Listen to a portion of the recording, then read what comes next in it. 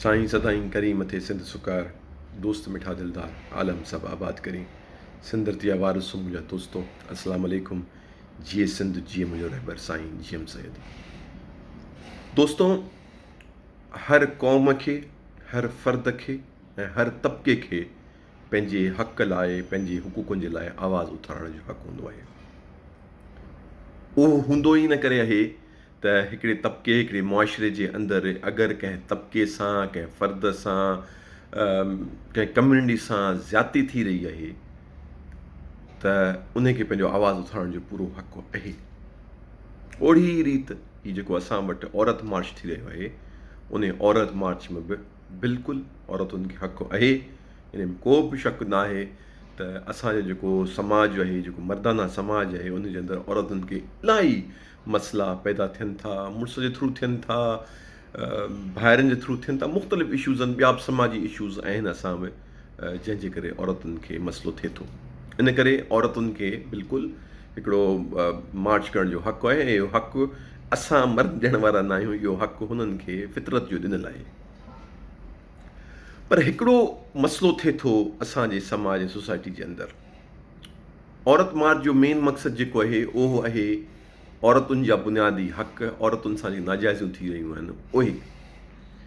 पर असां वटि थींदो ईअं आहे त असांजे समाज जे अंदरि को बि एहतिजाज, का बि आवाज़ु उथारे थी त उन मंदरु हिकिड़ो तबिको अची उन खे यरगमाल करे वेंदो आहे उन प्लेटफॉर्म खे, जंहिंजो बेसिकली उन मौक़ुफ़ सां वाबस्तगी न आहे हूंदी।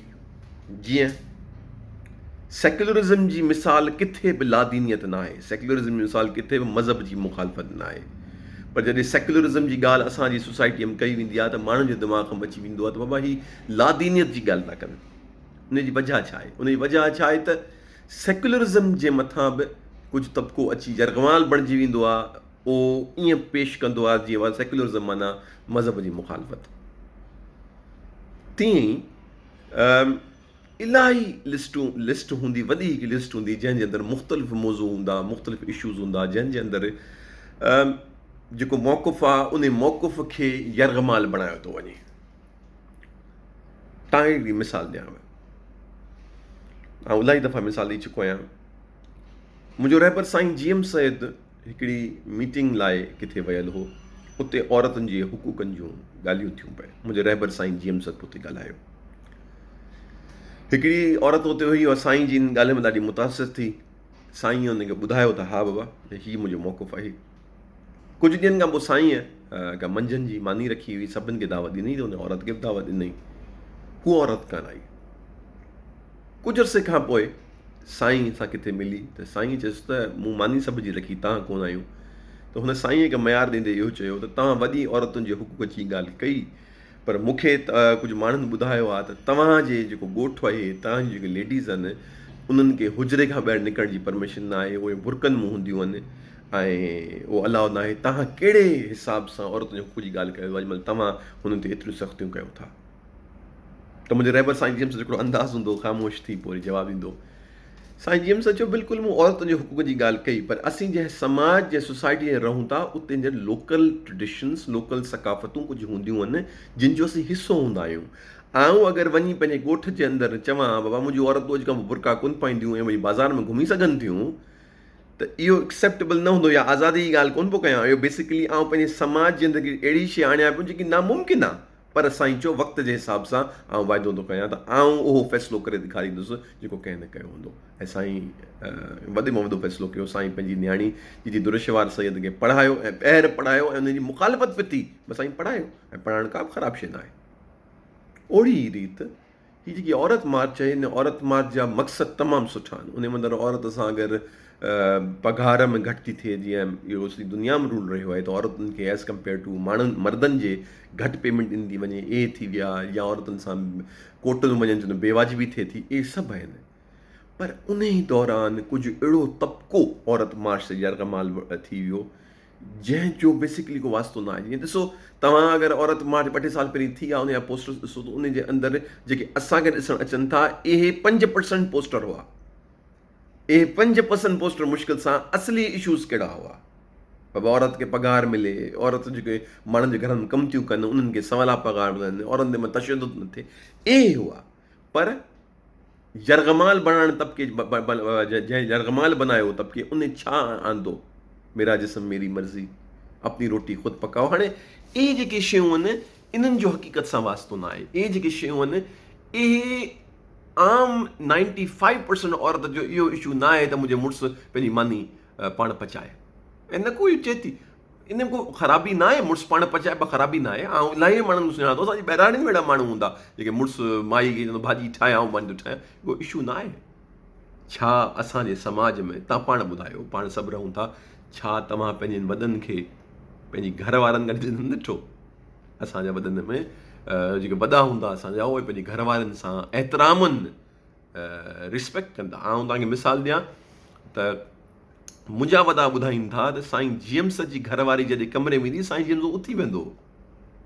छा इहो एतिराम न आहे? असां वटि रहियो आहे एतिराम, पर थिए ईअं थो जॾहिं असां वटि एतिराम जे नाले ते कुझु अहिड़ा तक़ाज़ा, कुझु अहिड़ियूं शयूं आंदियूं वञनि थियूं जिन जो सोसाइटी सां वास्तो न आहे। इहो कीअं थींदो? जीअं मिसाल जे तौर ते आउं चढी पाए वेही ॻोठम घुमां त इहा तहज़ीब न आहे, ऐं टड़ पाई पोइ कयां पंहिंजी ऐं उहो कराची में चढी पाए ठीकु आहे, उते एक्सेप्टेबल आहे, ॿाहिरि किथे पाए एक्सेप्टेबल आहे। पर अगरि आउं पंहिंजे ॻोठ में वेही चढी पाए घुमां त माण्हू चवंदा छितो थियो आहे छा? पर आउं अगरि सूट पाए घुमां को मसइलो न आहे। तीअं ई अहिड़ियूं शयूं जिन जो हक़ीक़त सां वास्तो न आहे, जिन जो हुक़ूक़नि सां वास्तो न आहे, जेके हिकिड़ो अजीब प्रोपेगेंडा करे रहियूं आहिनि, उन्हनि जी ख़िलाफ़ हिकिड़ो आवाज़ु आहे, उहो इहो आहे त बाबा औरत मां बिल्कुलु हक़ु आहे, औरतुनि खे हक़ु आहे, ऐं इहो हक़ु असीं मर्द ॾियण वारा न आहियूं। इहो तव्हांखे रब जो ॾिनल हक़ु आहे, तव्हांखे कानून जो ॾिनल हक़ु आहे, बिल्कुलु।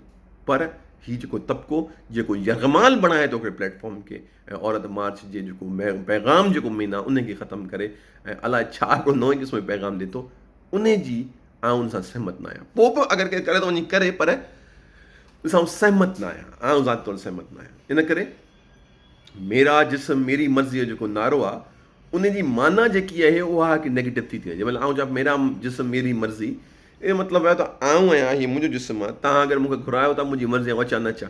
पर असां वटि छा थो थिए? मेरा जिस्म मेरी मर्ज़ी जेको आहे, उन जी जेको यरगमाल तबिको जेको यरगमाल बणाए वेठो आहे प्लेटफॉर्म खे, उहो उन जी माना नेगेटिव कढे थो। उहो पाण ॿुधाए थो बाबा हा मुंहिंजो जिस्म मुंहिंजी मर्ज़ी, ऐं कारो मुंहुं कयां न कयां। इहा हिकिड़ी शइ ग़लति आहे। असां हिकिड़े समाज, हिकिड़ी सोसाइटी जो हिसो आहियूं। हा, असां वटि रीतियूं रवायतूं कुझु सुठियूं हूंदियूं आहिनि, कुझु ख़राबु हूंदियूं आहिनि। कुझु रीतियूं रवायतूं ख़राबु ऐं सुठियूं न हूंदियूं आहिनि, रीतियूं रवायतूं हूंदियूं आहिनि, छो त असीं हिकिड़े कल्चर, हिकिड़ी ट्रेडिशन, हिकिड़ी सोसाइटी जो हिसो आहियूं। पर जंहिंमहिल असीं उन कल्चर खे लताइण जी ॻाल्हि कंदासीं, उनखे कंदासीं, त इहा ॻाल्हि न ठहंदी, इहा ॻाल्हि सही न ठहंदी। औरत मार्च बिल्कुलु थियणु खपे, हर औरत खे हक़ु आहे। ऐं आउं चवंदुसि त असांखे पंहिंजूं नियाणियुनि खे, पंहिंजी औरतुनि खे, पंहिंजे घर वारनि खे चवनि वञो औरत मार्च में कयो, पर जेको मेन पैगाम आहे, अगरि मुंहिंजी घरवारी, मुंहिंजी भेण, मुंहिंजी माउ उन सां मुंहिंजे कंहिं अमल सां ज़्यादती थिए थी, उन ते आवाज़ु भले उथारे, को मसइलो न आहे। पर हिकिड़ो इशू जेको आहे ई न, मेरा जिस्म मेरी मर्ज़ी जेको नारो आहे, उहो नारो ॾाढो सुठो आहे, पर उन खे जेको तबिको यरगमाल बनाए वेठो आहे, उहो तबिको मज़े जो न आहे। उमेदु आहे नंढिड़ो पैगाम तव्हांखे सम्झ में अची वियो हूंदो। का बि हिन शइ जे अंदरि तव्हां ऐड करणु चाहियो लिखो। उमेदु हीउ नंढिड़ो पैगाम वधि मां वधि तव्हां शेयर कंदा। महिरबानी।